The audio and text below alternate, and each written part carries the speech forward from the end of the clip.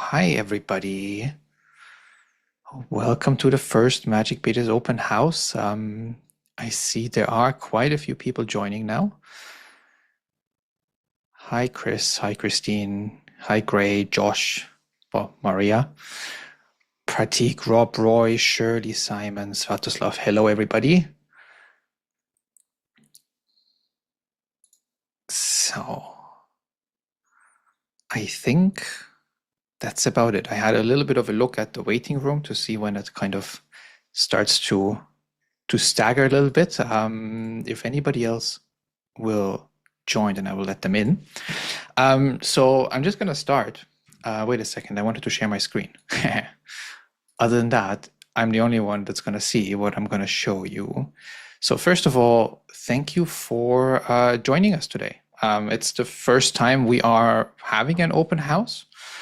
It was an idea that we at Magic Pages came up with during a workshop where we said, might actually be really cool to do that because, let me just quickly see. How is this working properly? No, this should, here. I did share the right screen. So our thought was essentially that newsletters, roadmaps, all of those things, they are pretty much one way. They go out from us to you guys. And we do get responses on our newsletters. We do chat with you all the time in our support channels as well, but we never really had the chance to sit down together and to just go through a couple of things, to also get your ideas on what we're working on and to get your questions also built in like this. And obviously, we could do that all live in person, but we're a distributed company ourselves. All of our customers are all over the world, so we're doing it virtually. So welcome to this first trial to see how that goes.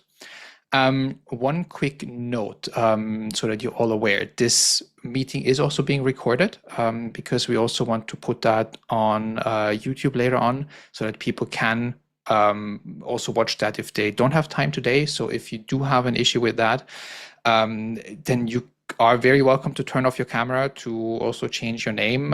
If you think later on that it might not be the best for you to be on that call or that you don't want to have that public, just send me a quick email and we can do that before we publish that as well. Other than that, what's going to happen today in the next hour, maybe potentially a bit longer. So from our side, it's open-end in that sense. We want to quickly show you a little bit what we've done so far in 2026. There are mainly 4 bigger features that we have added recently that we want to talk about quickly. We don't want to make this a webinar, so it's rather a format where we show it to you, where you guys can ask questions. It's not meant to sell you on any of that. After that, we're going to look a little bit ahead. What the roadmap for 2026 still holds. That is mainly the external customer portal and a little sneak peek to something we've been working on in the last mainly 2 to 3 weeks. Some of you might have already seen it on the social web or ActivityPub that we've shared a little bit here and there. And after that, it's mainly your floor with any questions that you might have. I've also received 2 questions that are connected via email that I will share. So if I forget about that, please remind me. And yeah, if at any point you need to drop off, you need to leave, as I said, the meeting is recorded, so you can replay it afterwards as well. If you have any questions while I present, I'm not very used to Zoom, but I guess you can raise your hand. Otherwise, just unmute yourself and shout at me if I don't see it, okay? All right, then let's dive into it. 2026 so far, the 4 things we have shipped for you this year already. The first one is, I might need to back up a little bit. We call it private RSS for your members. In general, RSS is a protocol, a file essentially that lets your readers read your content through RSS readers. They're very, very popular. 25 20, 25 years ago. I know my dad loved them when I was about 10 years old and I was really interested in that technology. They're having a bit of a comeback now again, and it basically lets you read all the content of Ghost blogs, of WordPress blogs, of all kinds of publications in an app that is not a browser, that is not an email client, but a dedicated reader app. And that's generally really cool because you're kind of distraction free. You can just focus on the content. The problem with how Ghost has implemented it, and I mean, it's very logical, is that it only surfaces public content. So any content that you post publicly for everybody available is in Ghost's standard RSS feed. And that was also what I had opened here, which you might have seen before quickly. It's a big blob of text. This is the magicpages.co RSS feed. So all of your Ghost sites will have that /RSS in the end, and you will see an RSS feed. And that's just a machine readable format that will let your RSS feeds or your RSS readers essentially parse the content and show it to you in the best way. Now, what basically gets dropped with this, with the public RSS feed that Ghost has, is members only content. So your members, whether they're free members or paid members, will not be able to read the members only content in the RSS feed, in the RSS reader, in the RSS feed in the reader. And we thought, well, that's sad. We want to make that possible. And there are solutions out there already that you can, put together that we need an external tool. But since we sit at the source, since we, as your hosting provider, basically sit at the source and can essentially give you additional features on top of Ghost, we built that into the customer portal now. It's currently in beta, but essentially what you can do with this feature is to activate it and to give individual RSS feed links to your subscribers. I'm going to show you in a second how that looks, but right now, I just pulled the data about half an hour ago. We have 9 real publishers, and I say real here because there's also me testing it sometimes. There are 9 real publishers that are running it, and we have a total of 595 free and paid members with among those 9 publishers that are reading restricted posts straight from the RSS feed right now. So it's a closed beta right now. You will need to ask us to get access to that. But it shows us that there is already some traffic on there, and that's really promising to see. It looks like we're pretty close to releasing that to everybody because the beta tests are going well. We had a couple of hiccups here and there, but we've smoothed that out, ironed them out. And I quickly want to show you how that looks like in the customer portal. For that, I need to go to, let's just take the Magic Pages Ghost site here. If that is active for you, you have a little private RSS icon or tab up here in the navigation. And essentially, you can select whether you want to enable it at all. As a standard, it's disabled, and you can then say, yeah, okay, I really want to get my members private RSS feeds. And that can be for all members, or it can be only for paid members. And the paid members is actually a perk that some bigger tech publications use sometimes, where they say, hey, if you pay us money, you can get a dedicated member-only RSS feed. And this is also something that you can use in your communication with your members, where you say, okay, there's an additional perk so that I can finance my work, that I can keep publishing. Here is a private RSS feed that you can use where you can read all the content that you have access to in your RSS feed. For you as a publisher, we also have a couple of branding options. So you will be able to add a title, and this is kind of a preview how it can look like in an RSS reader. So we can just, brand this a little bit, give it a description, give it an image URL. And then the one thing that we need to do is essentially let your members know what is happening. So when somebody becomes a member, then you can already send welcome emails through Ghost, but we don't want to touch that part. That's your part. In addition to that, we are just giving you a second email that is automatically sent to your members, in this case, for the private RSS feed. And you can customize that however you want. In the standard templates, it just says you're receiving this because you have a membership at the site. You now have access to a private RSS feed, then lots of blah, blah, blah in this case. Here's your private RSS feed URL, and we can quickly look at a preview. This is essentially how it looks like then. This is a longer URL that will always start with feeds.magicpages.co, because this is where we host those RSS feeds, and it is scoped to that member on your site specifically. What's important to know here is that this feed URL will also stop working as soon as they stop being a member. So if they unsubscribe or if they stop paying their membership fee, they will no longer be able to read that RSS feed. So it's the same guarding rails that we have on a normal Ghost site as well. We also have a couple of statistics here, analytics, that we see if everybody's enrolled, how many are active. This is pretty privacy aware in the sense that we only say, okay, we don't track proactively who's reading that, what's being read, etc. We just say, has this feed been called in the last 30 days? Because this gives you an indication of whether this is actually something that you want to keep offering or not. So it's a good metric in my eyes that keeps the privacy of your readers in mind. We literally just store this, nothing else about that data. We also tell you how many discovery emails are sent out, which are these on top, and when the last RSS poll happened, which was just 3 minutes ago. So somebody has it actively in their reader already.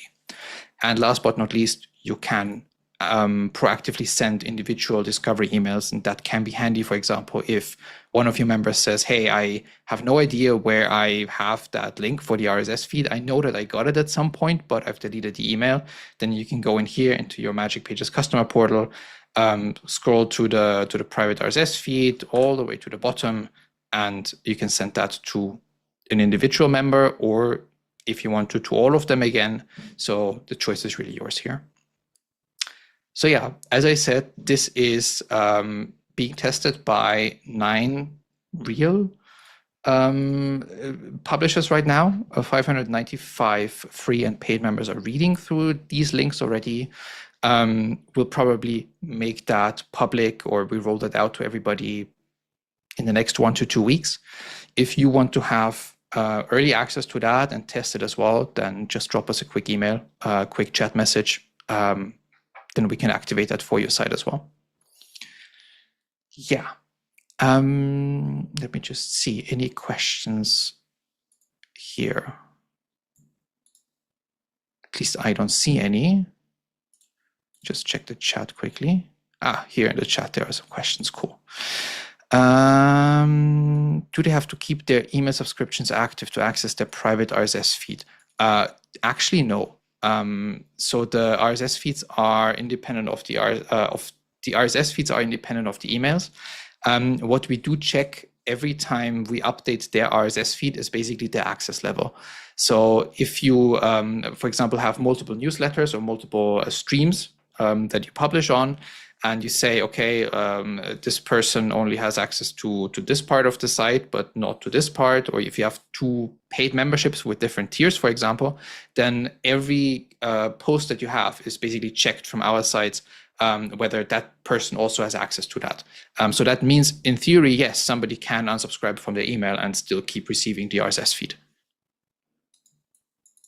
Great, I have a few subscribers who have unsubscribed from email but keep the access to the site to read directly. Yeah, so that's actually a great use case that you shared here, because that reduces kind of the noise in your email inbox, and it lets you read the content both on your site now, but also in an RSS feed. So I haven't thought of that myself, but yes, it's perfectly possible, and we check the access level to every post for that. Cool. If any questions about this pop up later, just pop them in the chat. I think there should also be a Q&A section somewhere. We'll get to them later, and otherwise just send an email and we'll answer that as well. The next cool thing, a little bit more hands-on, I think, is backups. So at Magic Pages, we do take backups every single day. Usually in the morning here in Europe. So obviously, depending on where in the world you are, it might be a little bit different. We take them on our infrastructure on a separate server that is actually located in Finland, so far away from our other servers in Germany. But this is basically where we have like a storage pool just for backups that we specifically say we want to have separate from all of our other infrastructure. So in case something, for whatever reason, happens to the data centers in Germany, we still have all the backups somewhere else. Now in IT, we usually say the best time to think about backups is when everything is running well. And this is exactly what we want to do with those features. There is no need to panic that we're not doing backups just because we released that feature. It is essentially just an additional level that we want to give you, an additional level of control. So apart from the backups that we take on our side, we want you to be able to have a backup in a server or in a storage facility, in a storage service of your choice at any time. And we have identified 5 kind of options for that. The first 2 are rather developer focused, which is an SFTP server or an S3 compatible storage. That can be the classic AWS S3, that can be a Hetzner object storage. Scaleway also has an object storage. There are like countless options out there. Backblaze is also a very common option. And then we also thought, well, this feature should not just be for developers or very technically skilled customers. It should also be for customers who just want to have that peace of mind that they know for whatever reason, everything here is burning down, which we don't hope, but the best time to think about backups is when everything is running well. For the people that are not technically skilled or that just want to have a one-click solution, we also have an integration with Google Drive, Dropbox, and OneDrive in this case. So I'm just going to quickly show you how that works. We have also a new tab, Offsite Backups here, and you can configure one destination here. And that can then either be an S3 compatible storage with a few options here. It can, where you then enter the usual credentials for that. It can be an SFTP server that you can identify with a password or with a private key. Or if you say, I really don't want to think about this, just give me a one-click solution, then we also have OAuth connections with Google Drive, OneDrive, and Dropbox. The only thing you need to say here is how many backups you want to keep. So in this case, 7 backups is the standard, so that for a week, basically, you have full backups on your site or in your Google Drive. You click the connect button, that familiar pop-up shows up. And all you need to do then is to say, yes, I want to do that. In this case, I already gave it access, so it gave me this little warning. And once that happens, every single day, the backups will start rolling into your storage service. So simple as that. We're testing that as well for, I think, the last 1 week or so, for the last week. We had a couple of issues with SFTP, specifically about an edge case that somebody had with a private key and a specific connection type, which we fixed yesterday, actually. So now all five options are working. They are backing up every single day. So we'll probably keep monitoring that for another 1 or 2 weeks, and then we'll also release that to everybody to use, basically. So I saw there were a couple of questions about that. Shirley asked, what about iCloud? Good point. For now, I want to monitor those 5 options. Expanding it should be fairly simple, but always takes a little bit of, let's say, figuring out their API and seeing how that works. But I'll put that down as a request to add. And then we can certainly see when everything is a little bit stabilized, whether we can add that or not. Chris asks, will secure private solutions like Nextcloud, Proton Drive, Filen be considered in the future? Same answer to that, basically. I'm open to adding more solutions. We have kind of had a look what we had to, so basically the background to this is that we had that request a few times in the last 3 years. And these were the requests that we've had from multiple people where we said, where they said we want to back up to these solutions. So we've built that now. We've built a backend around that is fairly modular in how we can connect things to it. So same answer as with iCloud. Connecting that shouldn't be much of an issue if there's a documented API. And once that is stabilized, I'm very open to expanding that. The only blocker is always that we need to have a test account somewhere there. So that will just be a lot of test accounts that we need to have them, but that is our problem and not yours. Roy asks how he can estimate the total size of the website so you can pick the right backup destination. That's a good point, and also something I realized earlier today when I connected something. We will add that in the next couple of days. So right now there is no option for that. If we have another look at this, it doesn't tell you what your backup sizes are in this screen right here. It does actually surface it in the support tab where the backups are here. So in this case, for my personal blog, my content backup is 311 megabytes. Oopsie. And the database backup 0.9 megabytes. So this is how you can kind of estimate it right now, but it is absolutely true. This should also be in the offsite backups tab so that it's that you can see right there how much backup space you need. And Rob asks, S3 makes sense, is an answer to the question I had. Perfect. I want to avoid any US-based hosting or backup. Is there an S3-like service I can use from the EU? Yeah, so the one that I have used in the past for Magic Pages in the very beginning was actually Scaleway. We're not with them anymore now, but for the first year or so, we've used Scaleway. Where is that? Scaleway object storage. Object storage here. So Scaleway is a French company. They kind of do everything that AWS also does. So everything from like dedicated servers to private servers to object storage in this case. So Scaleway is an option. Right now, most of our servers are with Hetzner in Germany. Hetzner also has an object storage, though I personally would not use that at the moment because there are a lot of downtimes with Hetzner's S3 storage specifically. That might be better in the future, but I've looked at that for Magic Pages as well to put a couple of things there from not from our backups, but some assets that we have for our chat solution. It's a bit bumpy at the moment. It's not that like objects just go away and they're deleted, but they just have a couple of like uptime issues with that.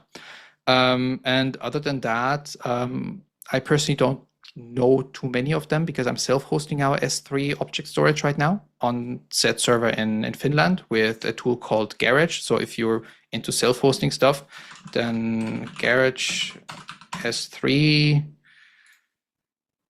that's basically a self-hosted solution that you can spin up on a server as well. To be fair, I honestly think that Scaleway has a great pricing, and the only reason why I've moved away from Scaleway is that renting our own storage server, a dedicated storage server, at some point just became a lot cheaper than paying them per terabyte. But for a single website to back it up, honestly, Scaleway is a great solution. And Chris likes my search, Kagi. Yes, I love that as well. It's honest. So it's a search that you pay for, so you're not the product. So if anybody is interested in de-Googling their life a little bit and not being the product, but using a product, then Kagi.com is a great search. It's about, I think, $10 per month or so. But their search is really great. I haven't had any issues with that. And cool. As before, if anything else comes up, just let us know. Now, why can I not move further? Here we go. The next part, AI. Pretty controversial. The problem we've always had at Magic Pages is that we have a lot of customers that want to block everything that has to do with AI from the websites. And on the other hand, we have lots of customers that want AI crawlers and AI search on their sites. I personally have always had the stance that I don't want to police what people do with their sites. You should be open to do whatever you want. It is perfectly fine to block them. It's perfectly fine to keep them there. Now we have the options to do that. We have basically built in a little switch that lets you kick out all the AI crawlers with a single click. That includes AI crawlers for training. That includes AI chatbots where people use Claude or ChatGPT. where people use searches like Perplexity, for example. All of these AI tools that at some point access your site, the content that you write, you can block with a single switch. On the other hand, Ghost has just introduced, or we call it merging, they've introduced a feature that they're still hiding a little bit, that's called llms.txt. So if we go to 44media.co, for example, which is one of the bigger Ghost sites on Ghost Pro, and we go to llms.txt, then we see that there is now a markdown format of all of their content in here. And the idea with this is to make it essentially easier for AI searches, for AI crawlers, for AI training data to ingest the data or the content that they have there.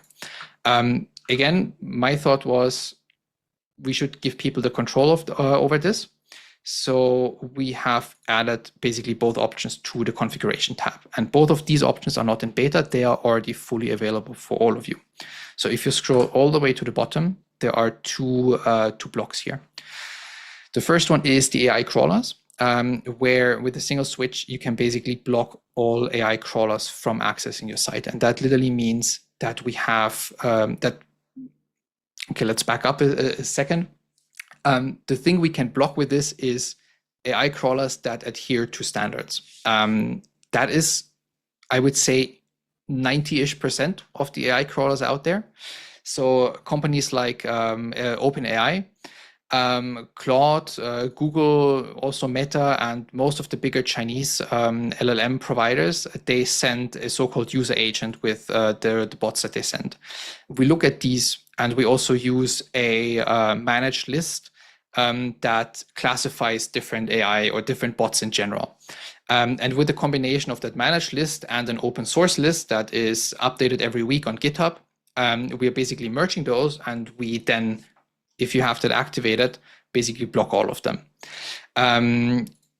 What happens in the background, see, that reloaded.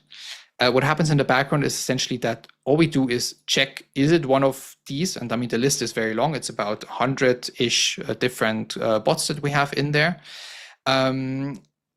We send them a 403 forbidden response, which basically means don't come here. They will not see any content. None of the content will leak to them. And usually from having looked at the data of what's happening in the last 2 weeks, once they see that you receive this 403 response, they will also start backing off. So this is kind of the one side. On the other side, if there are publishers that want to have AI searches and LLMs on their site, then this is basically surfacing the experimental feature that Ghost has integrated already. On Ghost Pro, and I'm sure they had their reasons, they have activated that for every site as a standard, even though it's an experimental feature. I thought, as I said before, people should have control over that, and I just don't want to enable something that some parts of our customers don't want. So what we did here, instead of enabling it for everybody, is also surface this feature. So it might make very little sense to activate both blocking AI crawlers, but then also activating the llms.txt file, which basically encourages LLMs and AI to go there. But if you're somebody that says, I do actually want to have AI on my site because, I don't know, I get lots of customers from them, then you can also do that here. Basically activate this, save the changes. Your Ghost site will restart in the background, and that feature will be enabled. And then your site will also have the /llms.txt file in there. So yeah, these are the two options there. I always want to make sure that you have the controls for these things, because there are valid reasons on both sides. I don't think there's much point in policing which of them you choose. You have the options, and now it's up to you, basically. I am not sure how this one is going to develop. As far as I see right now, the plans in Ghost itself, so in the source code, is to always have that as a configurable option. So Ghost will, at least as it looks right now, not automatically activate that for you. If that is a concern, however, that at some point this might get activated in Ghost's core automatically, then activating this will just make that absurd anyway, because what's the point of having llms.txt if the LLMs cannot actually access that? Yeah. Quickly having a look here. Chris says, I'm both. I might have missed what that was about. Roy says, I want AI to be able to feature my work, but not steal it indiscriminately without giving credit. Yes, on that, what Roy said, yes. There's actually something that Cloudflare started, which is a paper crawl, it's called. So basically, Cloudflare introduced that last year. I was confused by the July, which is basically a paper crawl. And the idea is that you as a publisher or as a site owner basically say, you can crawl if you pay me. It's a very interesting concept. There are lots of issues out there because obviously none of the big AI companies want that. And I haven't heard of anyone actually paying for that. However, so this is like the Cloudflare side of this. Ghost itself, if we go to Ghost, try Ghost, which is the github.com/ the other way around, try Ghost/Ghost. This is the Ghost GitHub repository. And we search for paper crawl. Then we should find, why not? Okay, I cannot find it now, but what I've seen last week was that Ghost is also working on something like this, including a payment system with Stripe. So that if it's activated, at least as far as I understood, based on the code that was shared in there, if you activate that and Ghost detects that there is a crawler, it will surface a payment workflow with Stripe's, I think it's called machine payments, something like this. Honestly, no idea how that's going to work, if that's going to work, but it's one of the approaches that people can have. And now I also understood what you meant with I'm both, Chris. It might be worth trying it. It might be worth seeing whether this can block AI crawlers and whether the llms.txt might still work. The one concern I have is that the AI crawlers, or blocking these, literally blocks everything. And one of the problems with that, we've seen last week with one of our publishers that has a news site. They had an issue of sharing one of the articles on Facebook, for example. So they have a local Facebook group for the news page, and I wanted to just, as they always do, share the news articles they posted on their site, on their Facebook page. And all that Facebook surfaced was basically a error page in the preview, you know, like that Facebook or most social media always gives you like that preview image and everything, and that was just a big error page. And the issue, as we then figured out while digging through the logs, is that Facebook uses the same, or Meta essentially uses the same user agent for enriching their previews that they use for their AI crawling. And this is, in a sense, a problem that we cannot differentiate between those, because a publisher might very well want their articles to be shared on Facebook or on other Meta platforms, but they might not want them their content to be in the Meta LLMs.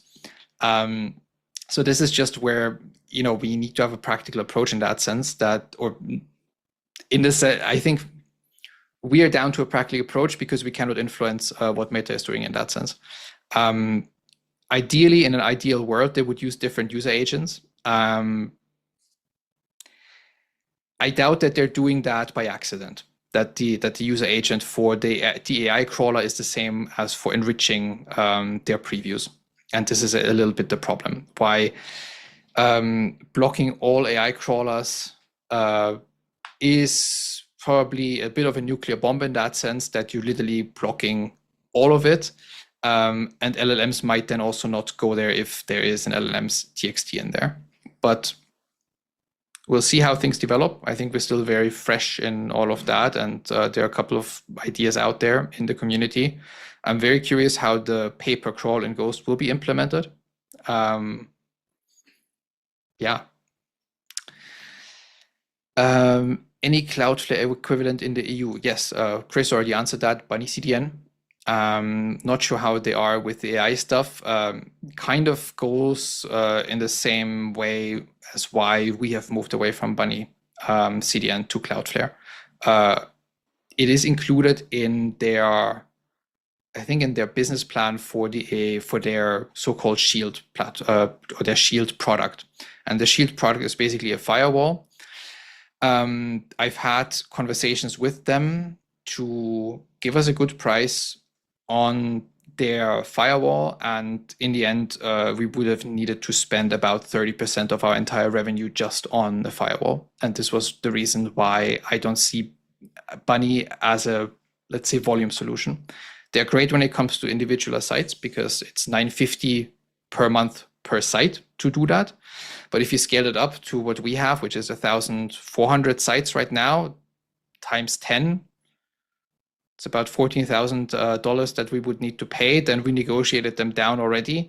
So this is kind of the problem with Bunny CDN at a scale. They're not built for a hosting company. They're built for individual sites. Even though they're trying to build that for hosting companies, the realities have shown me that they're not willing to move much on that. If that changes at any point, we still have all the code implemented. So switching back to Bunny CDN is probably the work of an hour to do that from our side. But right now, enabling the AI blocking from their side requires a plan that in the public pricing costs €9.50, sorry. For us, it was significantly lower. I'm not allowed to tell you how much by contract or by agreement that we've signed with them.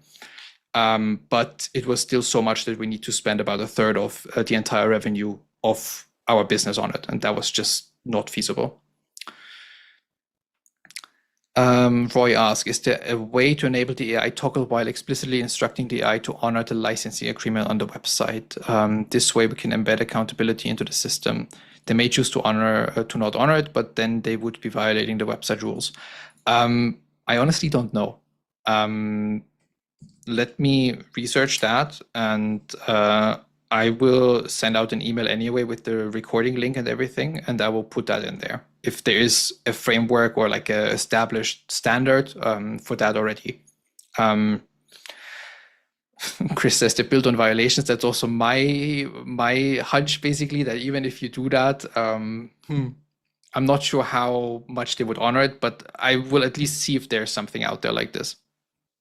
So copyright or licensing, just noting that down. Cool. And then the last thing I want to show you is our search. Reborn, I said here, very inspirational. Let's start at the beginning. If we go to, this is Ghost's demo site for the source theme, we have a search here. And let's just open one of their posts. So this is a demo post. And let's say I want to find this exact sentence here, which is just the usual, like, standard boilerplate test or text. And if I search that, I do not find that. The reason for that is that Ghost's built-in search just searches four fields. It's the title of a post, it's the excerpt of a post, the tag, in this case environment, and the author. So basically the meta information here on top. So if I search in here for unveiling, I will find it. If I search for environmental crisis, I will find it. If environment, I would then also find. And this was, I think, Kelly Brown, I will at least find the author. So a year ago, or a little bit over a year ago, already nearly 1.5 years ago, I thought that would be a cool thing to expand a little bit. And there are options in Ghost already. They're always floating around with a proprietary company that mainly does search. One of our bigger customers also reached out, basically wanted to hire us on a project basis to implement that proprietary search into their very big content site where there's like decades of content on there. And while researching that, I thought, well, why not build that on an open source tool? There are equivalent, if not better, open source search engines or search backends out there. And it would make so much sense to host that on our site, because the search itself is like such a small footprint in all the other server resources that we already have, that we can build a search backend and give publishers the option to use an advanced search. And that's essentially what we did 1.5 years ago. So if you go to the Magic Pages website as it is today, and you click on search, then you see that the search modal, the search pop-up here already looks different. And we can search here for custom domain, and it will find lots of posts that we have written about custom domains.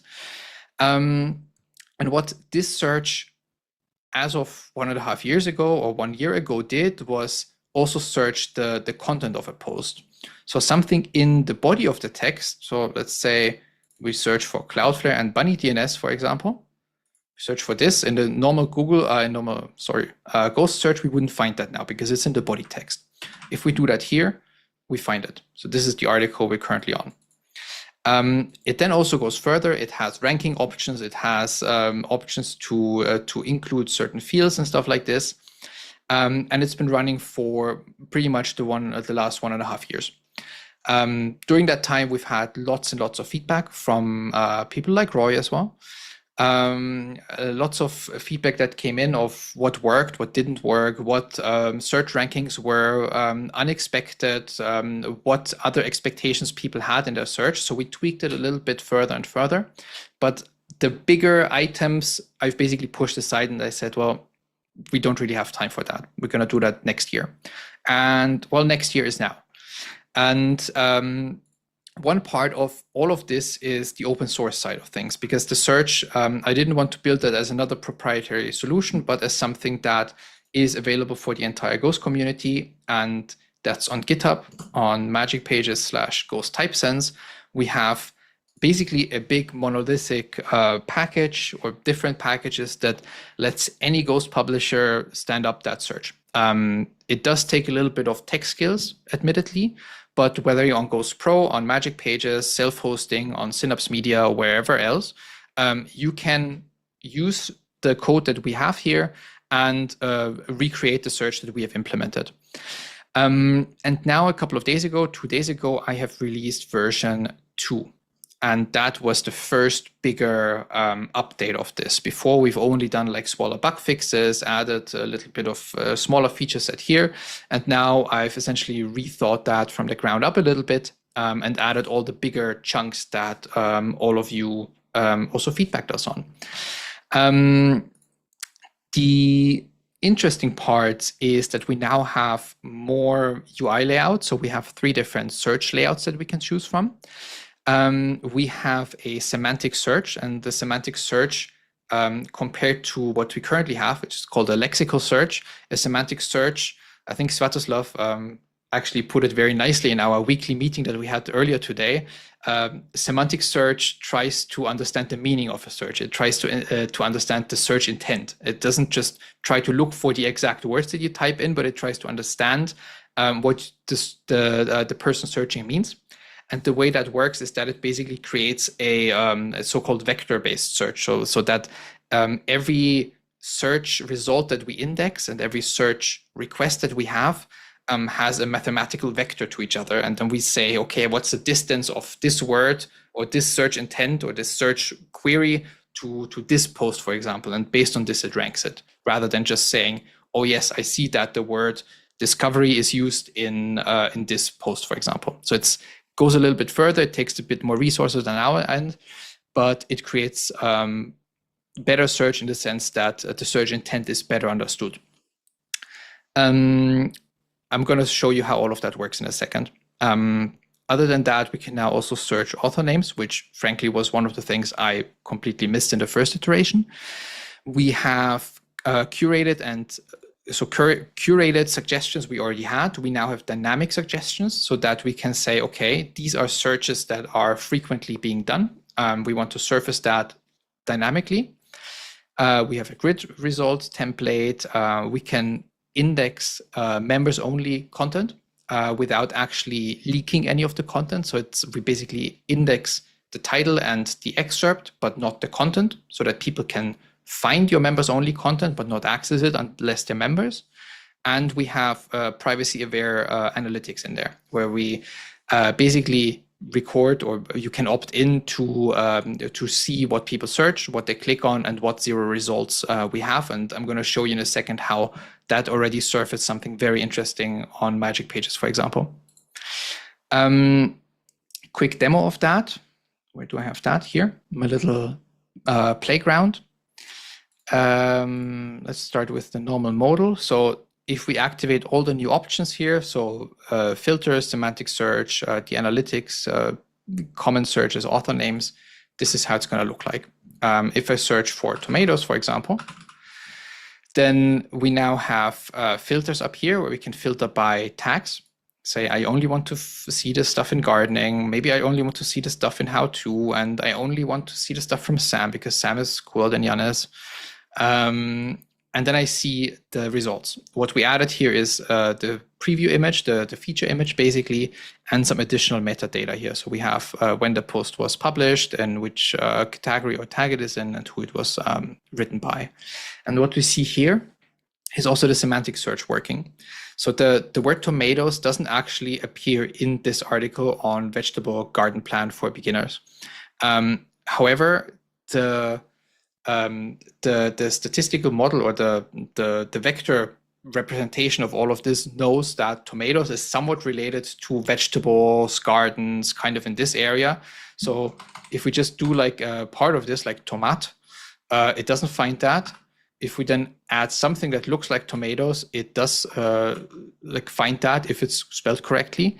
And this is how it basically creates that search intent, that it sees, okay, they mean something about gardening.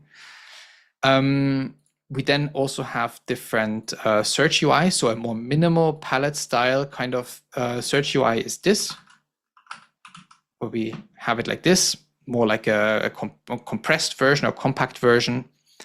And then we have the maximalist version, which is a discovery kind of panel. And if we search for tomatoes here, then we have active filters here on the side, and we have the two articles again, and we see a bit of a bigger preview here on the side.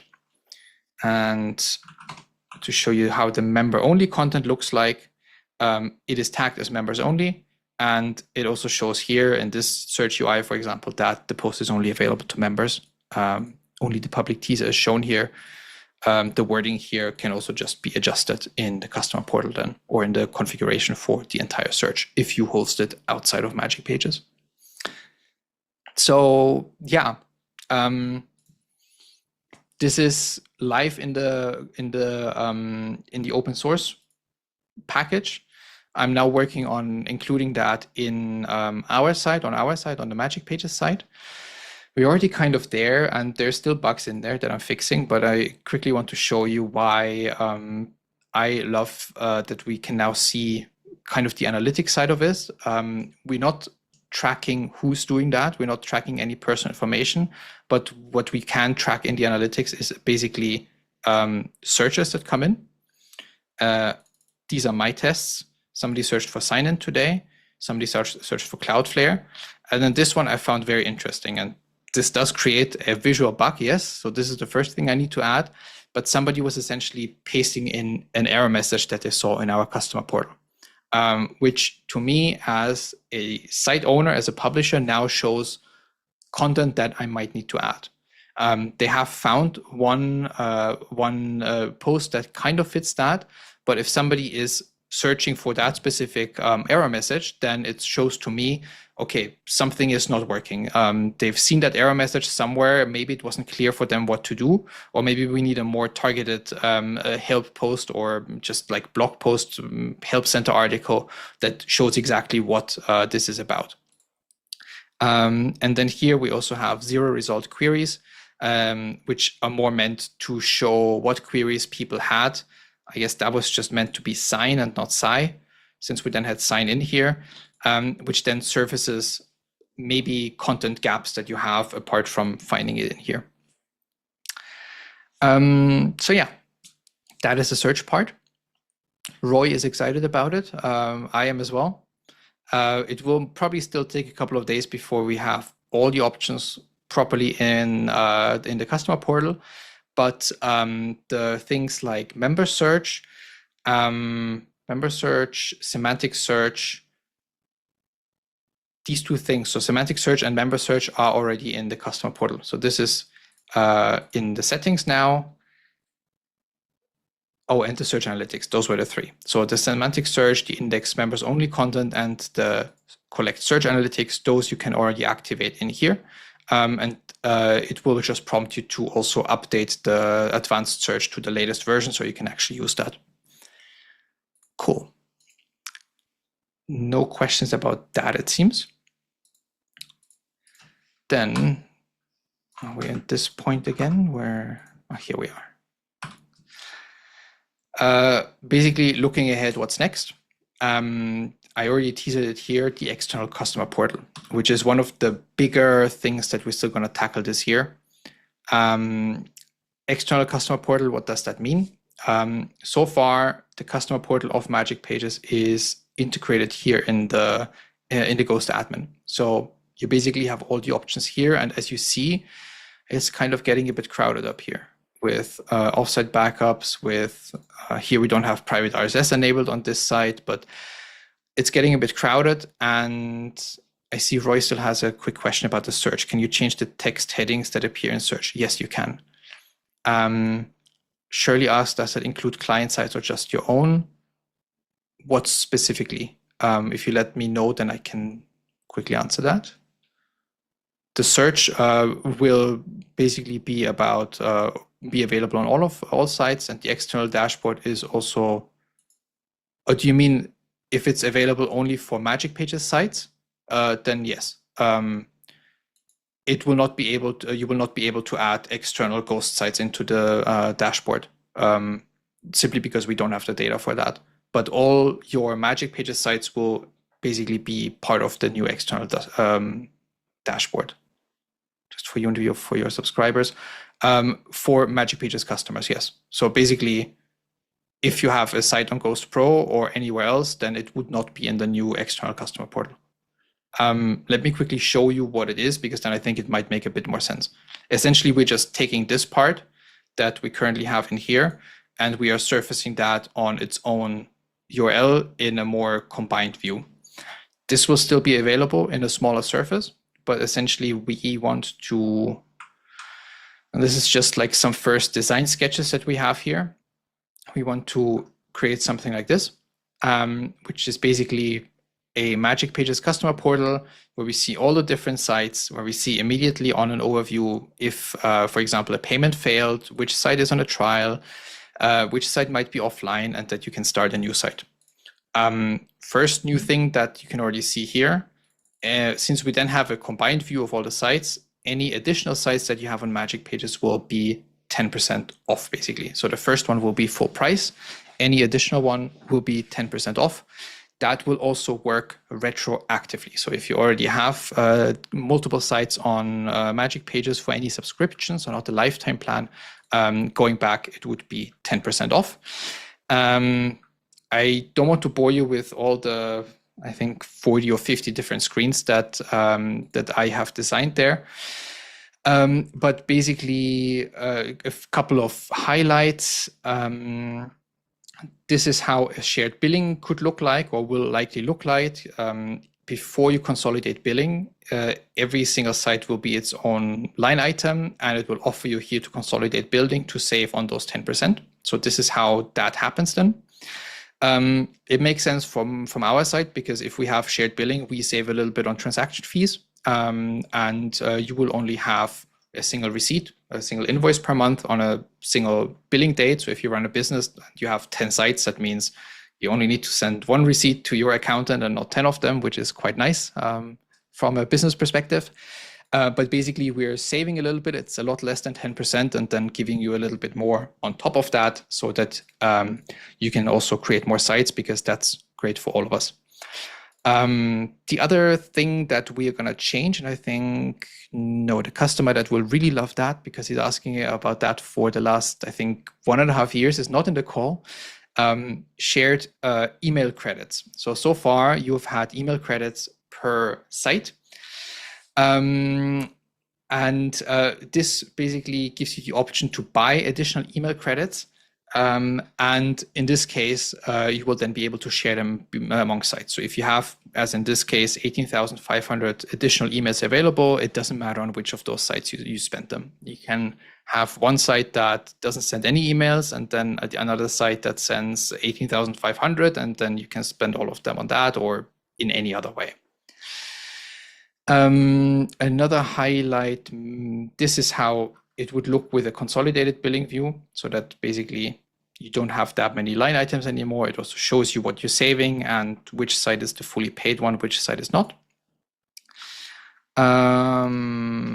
Yeah, then we always have the option to basically switch to other sites with 1-2 clicks. So if you're in a detailed view of a site where you can manage the domain, emails, backups, and everything, you can just click up here, click on any of those sites here, and then land on the other ones.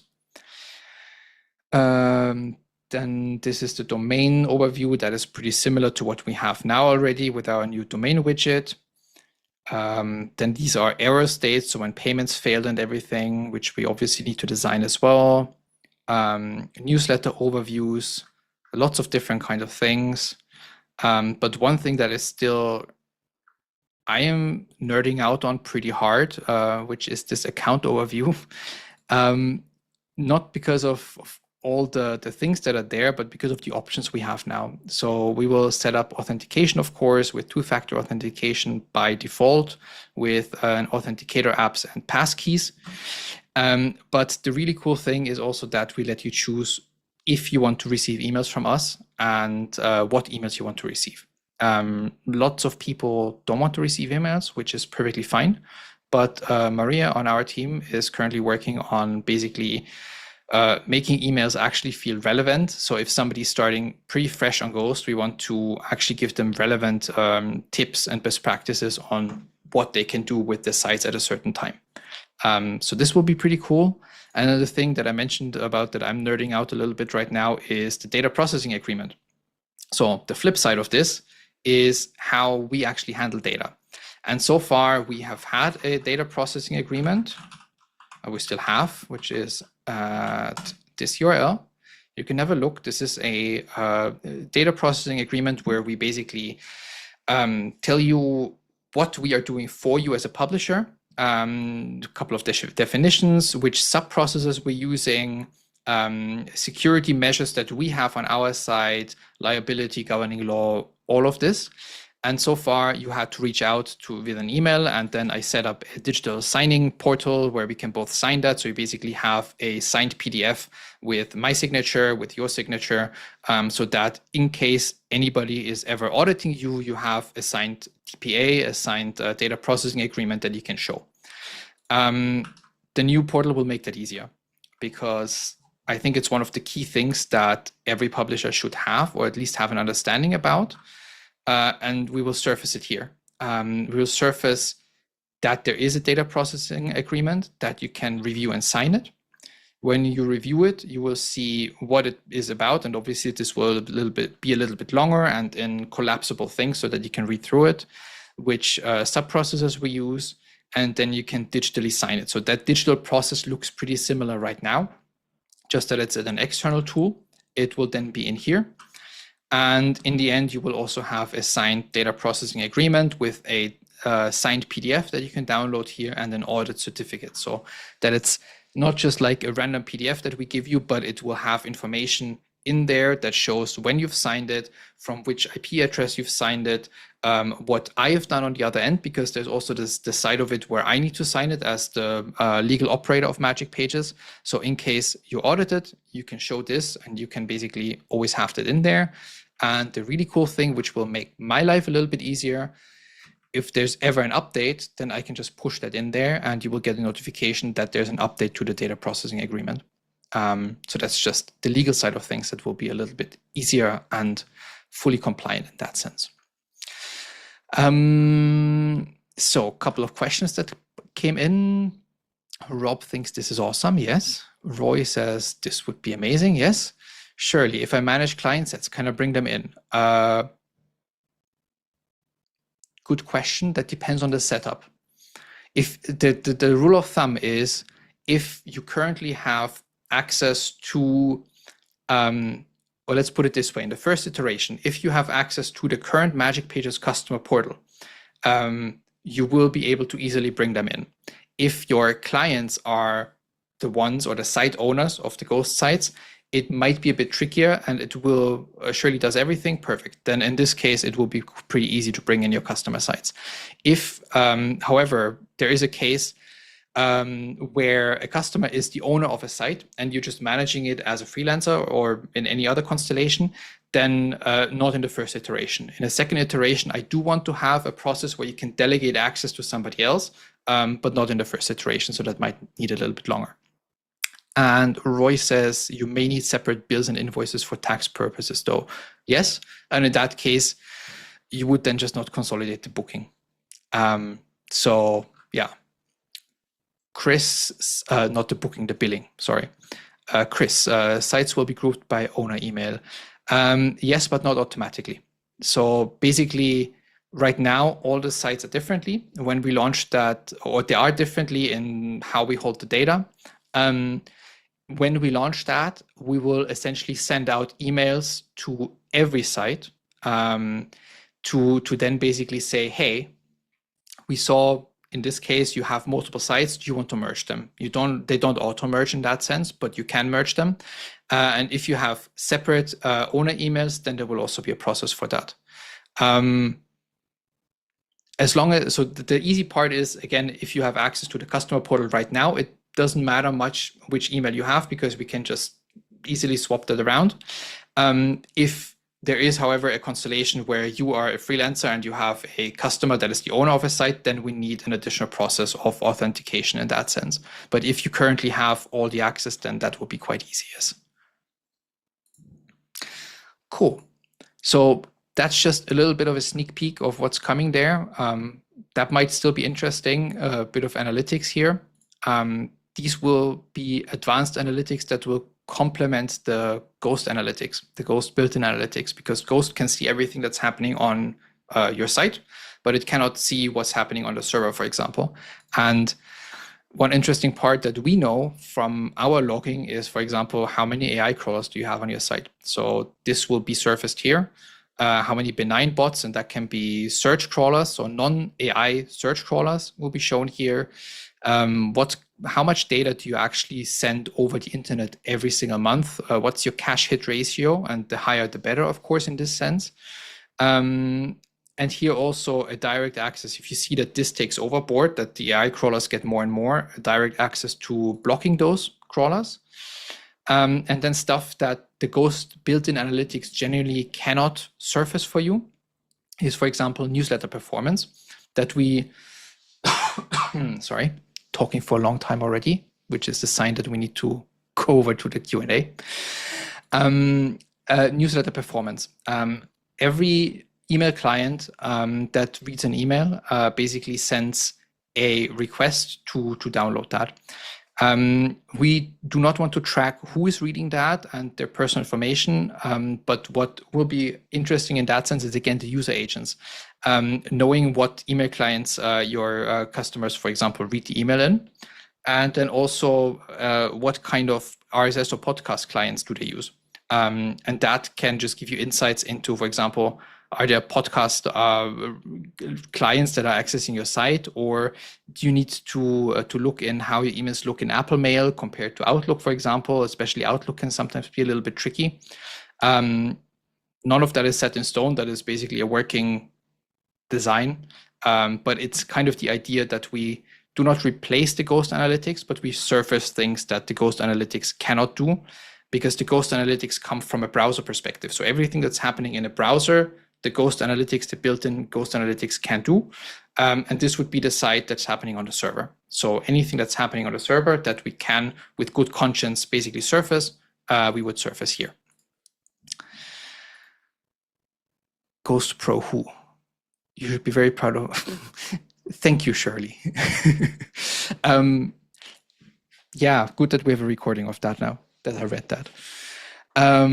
Yeah, basically, this is those things that we can do with the creative freedom that we have, where we say, we see those things, like I have all of the access for this. So if you want to see any of those metrics, for example, what your cache hit ratio is, or how much of your site traffic is actual like bots and stuff like this, we see that on our servers. We don't surface it right now for you, but if you're interested in that, just send us a quick message and we'll give you a snapshot of that. Because I always find that super interesting to see. Pratik has to leave. Yes, I'm sorry that it took so long. We've had lots of interesting things here, but the recording will be available. I'm glad you're looking forward to the private RSS feed.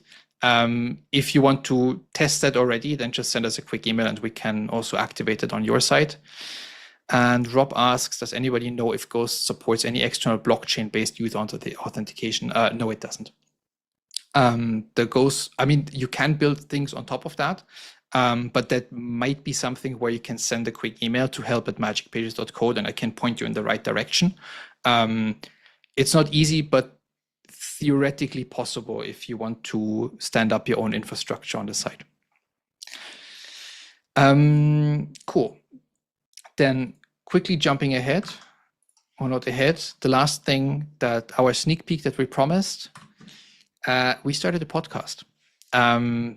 Chris might have already seen it here and there on the social web, but Chris also doesn't know the story of how it happened. Essentially, it all started with a new theme. A couple of weeks ago, I sat down and I had a creative moment where I thought I want to design a new theme, because we've had a couple of themes that we designed for our customers. And I thought, well, what kind of themes are a little bit underrepresented? There are lots of like text-based themes already. There are lots of like photography themes. In a sense, there are lots of social media looking themes, but there are just 2 or 3 podcast themes, and podcasting actually fits in very well in the technology that Ghost already uses, which is RSS. So I looked a little bit into what it would take to create a podcast theme that has a audio player that is this one in here, that actually works as you would expect it from a podcast player, with variable speeds, with jumping ahead, jumping back, all of those things that the standard Ghost audio player doesn't do.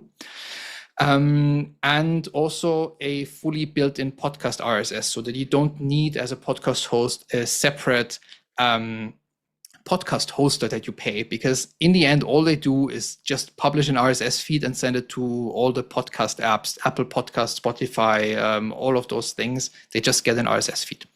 All of that is possible. And then I built that, and I remember at some point thinking, well, but if we do a demo site for this, what kind of content do we put on there? And this is how the idea started to have our own podcast. And it marinated a bit. I shared it with Maria, who's doing marketing and branding at Magic Pages. She said, well, Yannis, you listen to a lot of podcasts. If there's one person that can do a podcast, it's you. So I took the challenge and I thought a little bit what we can do, and realized that there's actually nothing out there for the Ghost community where people can just talk like we are right now. Basically, we will have the Magic Pages podcast. It's launching today after this episode, at some point when I put all of it together. And the promise that we have here is simply that it will be a bi-weekly podcast where we will have conversations with the people building, hosting, and publishing Ghost. The first episode is the 3 of us, the Magic Pages team. So myself, Svatoslav, and Maria, where we think for a good 40 to 45 minutes, what is Magic Pages? And plot twist, I already ruled out the very first option right in the beginning, that we are a managed hosting service for Ghost, but we go a little bit deeper and think about the different areas where we come in. So it's a good starter episode. And yesterday I recorded another episode with our very, very first customer, Christine, who's also in the call here. So hi, Christine.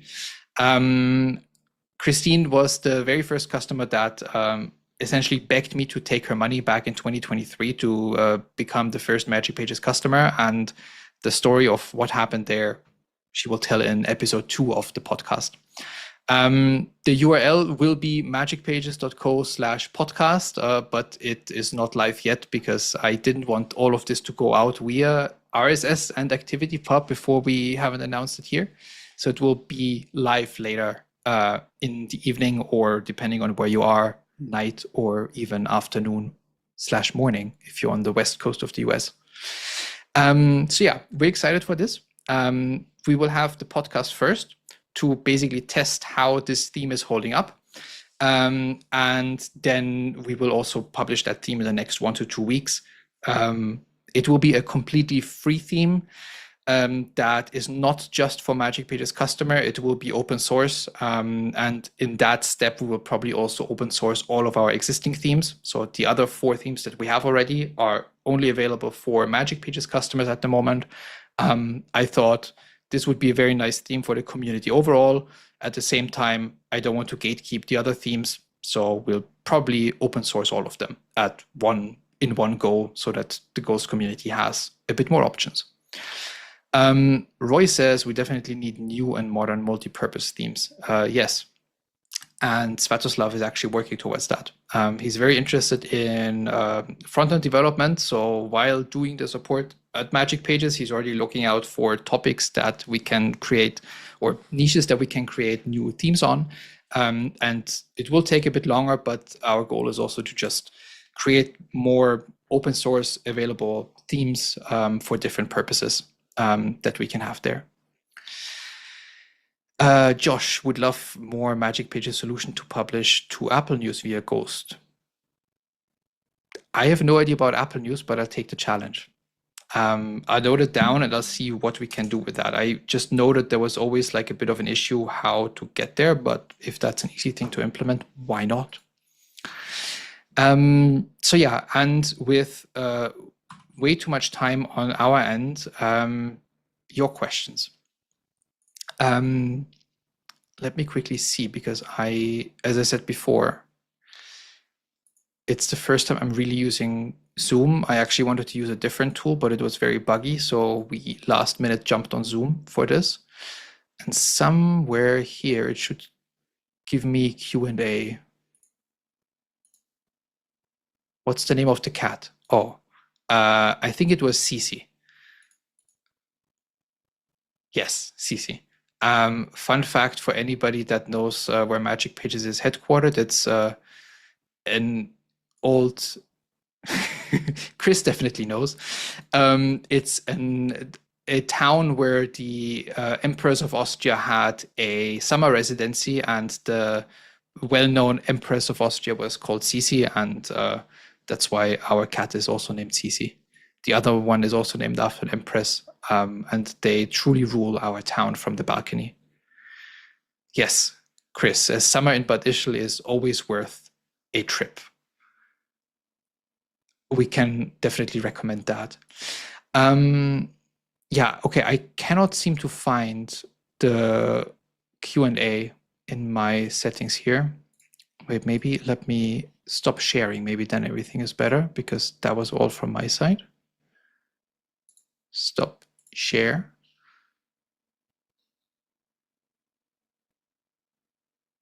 So now I've lost all of you. Yeah, you know, who would know that I'm running a tech company? Certainly not me. Oh, dear Zoom. Well, okay, I cannot see you. I also don't see any controls here anymore, which is a pity. So if you have any questions, put them in the chat, because you can press it more, and then there should be a Q&A. I don't even see the controls anymore, so they're completely gone. I do see the chat, so if you have any more questions, put them in the chat. I'm reading the chat, and I'll answer them there. So what are your longer term goals for Magic Pages? That's a good question. I found it really amazing how much we have been able to do and to think as a team. I actually, like, if you asked me a year ago, I would have told you I want to do this on my own. I don't want a team. It's like a small thing. Then I hired Svatoslav, and then Maria joined a month later as well. And now we have so much more brain capacity, and it is so much more fun to think about all of those things. The long-term goal of Magic Pages are essentially to build a robust home for publishers that is independent, that will always stay independent, and where we create a publishing home or publishing place that does not only host Ghost, but support Ghost with tools that we can add on the side. One thing is the search, for example. Other things are the themes that we add on top of that. And yeah, just create a really, really great hosting experience for Ghost. Always in a privacy-aware setting. So yeah. Roy is adding Bad-Issue to his travel bucket list. Yes, you definitely should. And if you are around, then let us know. Because we might want to meet up with you for a coffee. So if anybody is ever in Bad-Issue or around anywhere in Austria, just send us a quick note, because we always love to meet customers as well. Rob sees me and also hears me. That's great. I still see the chat, but Rob also has one last question. Will you be able to have one common login for multi-sites? No, that's just a restriction in Ghost itself. So Ghost has a very locked down approach to user accounts. So as Ghost currently stands, it will always be separate logins for the separate sites. We could hack that, but honestly, it's not my favorite thing to do, because it would essentially mean that we weaken the security of Ghost a little bit. And so for now, it will stay separate logins for separate sites, but we will have at least a customer portal that will surface all the different options, all the different sites, that you have an overview over all the different sites that you have. Roy's controls have also disappeared. Well, I'm glad I'm not the only one. It might be because I'm probably on an operating system here that Zoom doesn't see very often. It's Fedora, so a Linux system. And I have a feeling that it has to do with that. Would be very nice to have more first level support for software like this on Linux as well, but it is what it is. And Shirley wants to know what John O'Nolan, who's the founder of Ghost and the CEO of Ghost, of the Ghost Foundation, thinks about competition. We actually have a pretty good relationship. We have talked a couple of times. I have shared certain things with him. He has also shared that he is very happy about Magic Pages, that Magic Pages exist, that other hosting services also exist. And overall, yeah, like I am in pretty regular contact with not only him, but also with Hannah, who is the CTO, the technical head of Ghost, and then individual developers. So yeah, basically we have a pretty good relationship. As far as I understood John, he also sees it as basically the fact that additional hosting providers like Magic Pages, Synapse Media, Midnight, Digital Press, all the different options out there create a bigger surface for Ghost. And this is a very refreshing taste. The first time I reached out to him directly was actually when that whole WordPress controversy came up 1.5 years ago or so, at some point, where the CEO, I don't even know what his role is, the crazy guy from WordPress decided to sue, Matt is a good name, yes, Chris, decided to sue a hosting company, and that I took as an opportunity to reach out to John and to actively ask him, like, hey, John, I don't want a situation like this to happen. What's your stance on this? And he actually replied in a very long email where he explained that he's absolutely happy that there are other hosting companies that the Ghost Foundation team, so the team that the Ghost Foundation was also running Ghost Pro, that they have a hard limit that they're not hiring more than 50 people. And obviously at some point that also means they cannot support more sites on Ghost Pro. And it goes to the extent that the Ghost Pro support actively recommends Magic Pages to certain publishers that might not afford Ghost Pro prices anymore and stuff like this.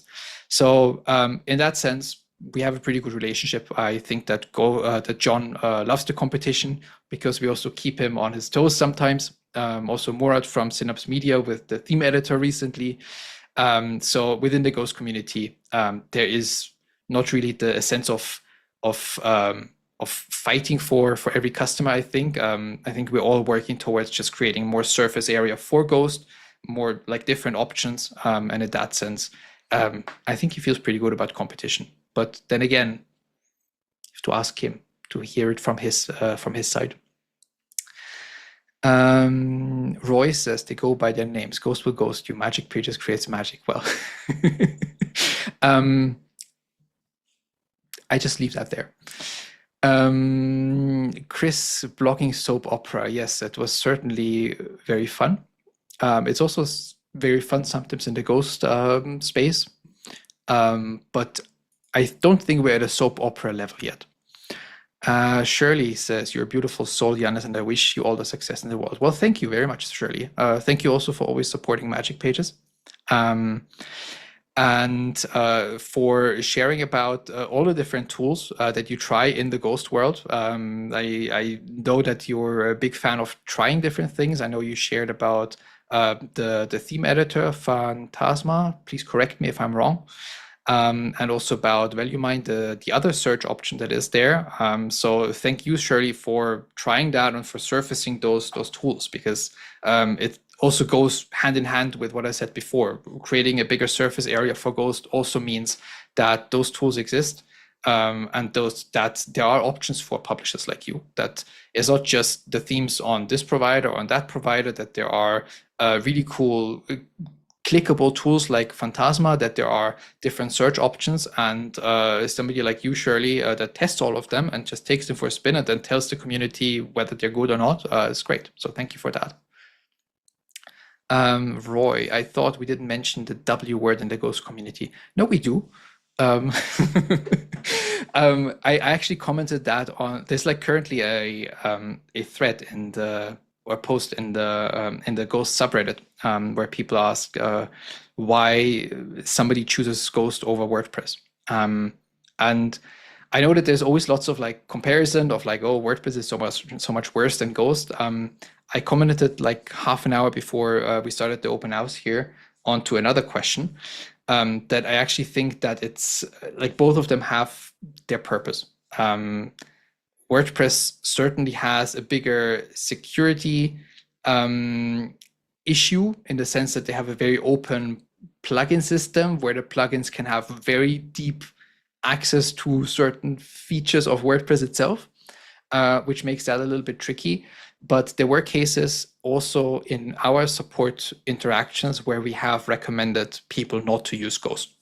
And I think that's also important to keep in mind, that Ghost isn't that like Swiss army knife that you can use for everything. And you can certainly tweak Ghost to do certain things in a certain way and to also do things that it wasn't meant for.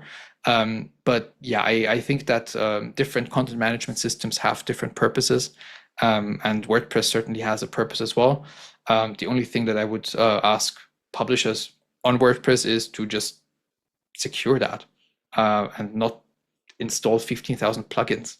And I think people can also have a very nice experience on WordPress then.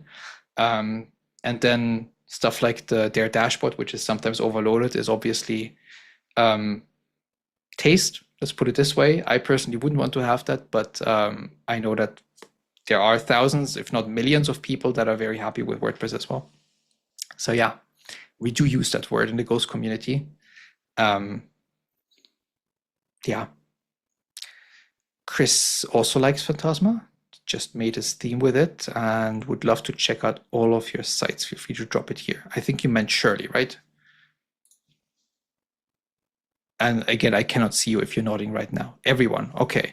So then yeah, if there aren't any other questions, follow Chris's advice or Chris's question or request, and drop all of your sites in the chat if you want to, so that everybody can have a look at that. If any other questions come up later, please feel free to send a chat message on Magic Pages, send an email to help@magicpages.co. And we'll be happy to also answer any questions, requests, anything else later on via email. And I just want to thank all of you for joining this, for also sticking with us. I know it took a little bit longer than planned. I already had a feeling when I prepared, and I saw that we had quite a lot to show. I also hope that we will see you again in September for our Q3 open hands. Quick sneak peek for that. Before that happens, we will actually be at our first publishing conference. So Magic Pages will sponsor a independent publishing conference in Hamburg in the beginning of September. It's called the Indiecon. It's a pretty cool festival where for a weekend, lots of different magazines, podcasts, blogs, and just also offline physical magazines will be there, which is pretty cool. And the Q3 open house will also be a little bit of a report of what we have experienced there, as both an exhibitor at the fair, but also as just participants. We'll also have a workshop there, most likely, to show publishers, mainly, I assume, magazines and news sites, what Ghost can do. So that will be pretty cool. Thanks again for joining us, and yeah, see you all soon. And now I have to figure out how to end a Zoom call without having controls over it.